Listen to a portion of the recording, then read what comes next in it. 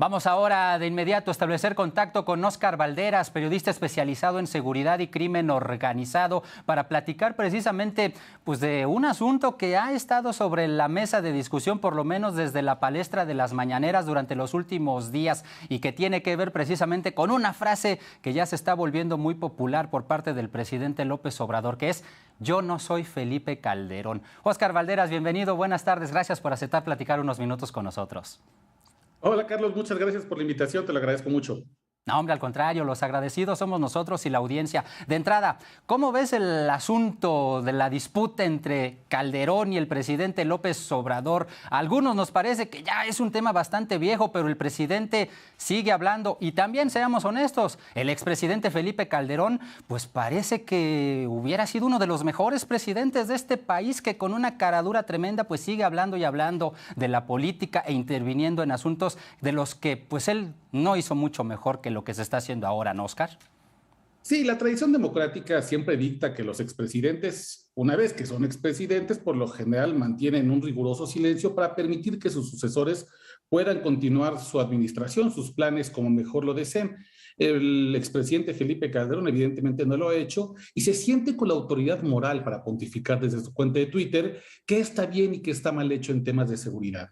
Yo, en todo caso, Carlos, me gustaría referir a este tuit que envió hoy a la 1 de la tarde, aproximadamente desde su cuenta, y recordar el daño terrible que hizo su llamada guerra contra el narco. Esta guerra contra el narco lo que hizo básicamente fue militarizar la seguridad pública que estaba a manos de civiles y que lamentablemente es una estrategia que ha sido continuada y profundizada por el gobierno de Enrique Peña Nieto y por el del presidente Andrés Manuel López Obrador.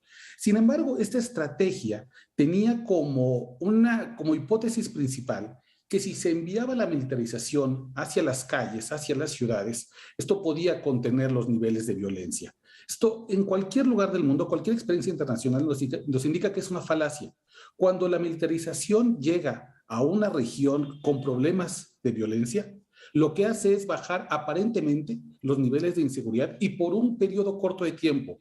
Y a cambio de eso, se disparan necesariamente las violaciones a los derechos humanos. Es decir, el estado de excepción al cual nos metió la guerra contra el narco prometía que si los ciudadanos permitíamos retenes, que nos cacharan, que nos revisaran en la calle, que por nuestro media afiliación pudiéramos ser molestados por ser simplemente sospechosos, a cambio de eso íbamos a obtener 3 promesas cumplidas después de cierto periodo corto de tiempo.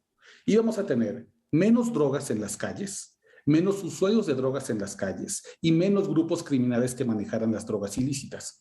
Evidentemente, estas 3 promesas de la guerra contra el narco que inició Felipe Calderón no se cumplió ninguna.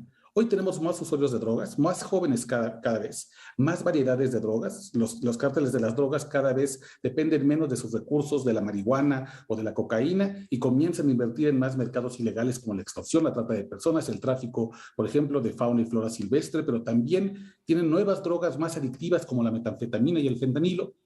Y al mismo tiempo tenemos cada vez más grupos criminales. De unos cuantos cárteles pasamos a muchísimos brazos armados, células generadoras de violencia, jefes de plaza por todos lados. Y esto tiene que ver, Carlos, porque la estrategia se centró en 2 errores muy graves que tuvo el presidente Felipe Calderón en su tiempo.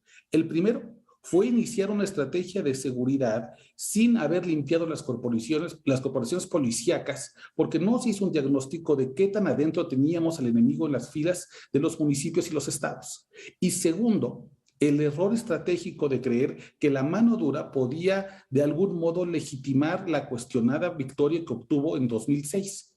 Es decir, si uno toma en cuenta todas estas realidades, uno se va a dar cuenta que el presidente Felipe Calderón no tiene nada que hacer en cualquier espacio dando lecciones de cómo se pacifica. Él decía en su tuit que gracias a su combate contra el crimen organizado se pudieron recuperar calles y ciudades. A mí me gustaría de verdad preguntar, ¿qué territorio en 2005 o en 2006 realmente se pacificó a partir de la guerra contra el narco? En México tenemos realmente pocos estados que no tienen el flagelo tan grande de la violencia.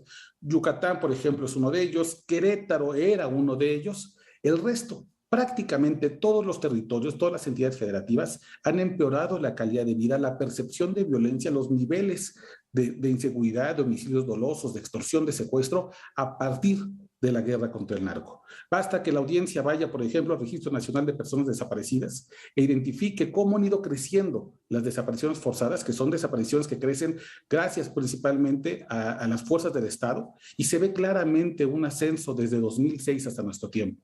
Es de verdad terrible que el presidente Felipe Calderón crea que todavía puede pontificar sobre este tipo de temas, cuando él, no hay que olvidarlo, puso al frente de la guerra contra el narco ni más ni menos que a un socio del cártel de Sinaloa, Genaro García Luna.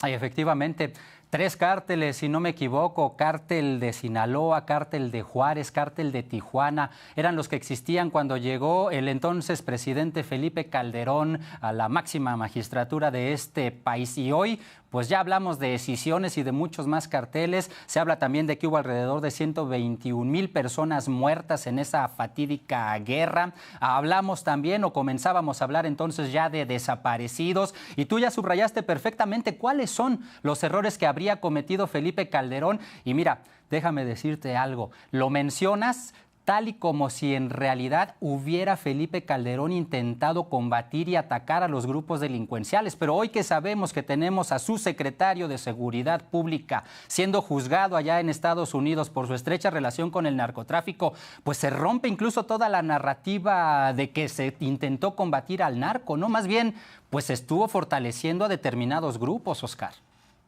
Exactamente. Los cárteles de las drogas, las empresas criminales, como yo les llamo, nunca son un error del sistema.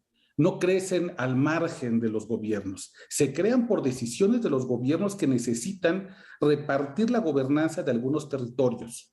No es cierto necesariamente que el narco ocupa los espacios vacíos que deja el Estado. Más bien el Estado elige qué espacios va a dejar libres y ahí coloca el crimen organizado. Y esta administración de la violencia fue exactamente lo que hizo el presidente Felipe Calderón en su tiempo. Lo que hizo fue preferir la negociación con un cártel poderoso que era el cártel de Sinaloa, pensando que podía relegarle la tarea de administrar la seguridad pública. Y esto lamentablemente nos ha traído las consecuencias terribles que tenemos. Ni el cártel de Sinaloa logró consolidar esta federación, como la llamaba el Chapo Guzmán, es decir, que todos los grupos criminales respondieran a él y que él a su vez respondiera a Genaro García Luna, y Genaro García Luna evidentemente a Felipe Calderón, ni se han cumplido las promesas de la guerra contra el narco. Estamos a punto de llegar al año 16 y cualquier guerra que dure 16 años, que deje como saldo más de 300,000 personas asesinadas, más de 100,000 desaparecidos, una explosión de cárteles y grupos criminales con estados, por ejemplo, como Guerrero, que de acuerdo con las propias cifras de la Defensa Nacional, tiene hasta 40 grupos criminales peleándose cada territorio, más usuarios de drogas cada vez más jóvenes y al mismo tiempo mucho más drogas, con más poder adictivo, con materiales precursores que vienen desde Asia, que han hecho riquísimos, millonarios a los grupos criminales por encima de muchas actividades legales. Si tú no tomas en cuenta estos 6 elementos, esta guerra está perdida hace mucho tiempo. Lo que hay que hacer en este momento no es mirar a recetas fáciles de mano dura que vienen de personas que ya fracasaron en ese intento, como Felipe Calderón, y buscar en realidad, hacia el futuro, una estrategia realmente de paz, que pase principalmente por 3 ejes. Y creo que aquí esto del gobierno mexicano tendría que poner atención. El primero, desmilitarizar la seguridad pública, regresarla a los civiles que tienen la tarea de proteger y de hacerlo con las herramientas que están a la mano. Segundo, abatir los niveles de impunidad, principalmente en las fiscalías estatales. Y tercero, crear una cultura de paz que realmente pase por una justicia transicional y restaurativa y no por el simple punitivismo. No vamos a resolver nada en este país en temas de seguridad llenando las cárceles de inocentes y de gente pobre. Tal vez debería pasar también, mi querido Oscar Valderas, pues por el hecho de que en esta administración pues se emprendiera en contra de quienes nos hicieron tanto daño y no por cuestiones de venganza, sino por mera cuestión de justicia. Claro, exactamente. La impunidad no tiene nada que ver con las venganzas. No es el enfoque punitivo. No tenemos que ir hacia eso porque entonces lo único que genera son mayores niveles de resentimiento. Si esta ampolla hay que quitárnosla, tenemos que hacerlo no reventando, sino tratándola desde manera preventiva. Y lamentablemente, nada de esta polarización que vemos en Twitter, que además es asusada por el expresidente Felipe Calderón, en nada abona, distrae. Lo único que hace realmente es distraernos del tema principal. ¿Cómo salimos de este problema con una receta nueva, humana, integral y no con el populismo de derecha que caracteriza a Felipe Calderón. Perfecto. Óscar Valderas, periodista especializado en seguridad, muchas gracias por habernos brindado estos minutos para la audiencia de La Octava. Te mando un abrazo, querido Carlos. Que tengas buena tarde. Otro de regreso para ti. Gracias, Óscar.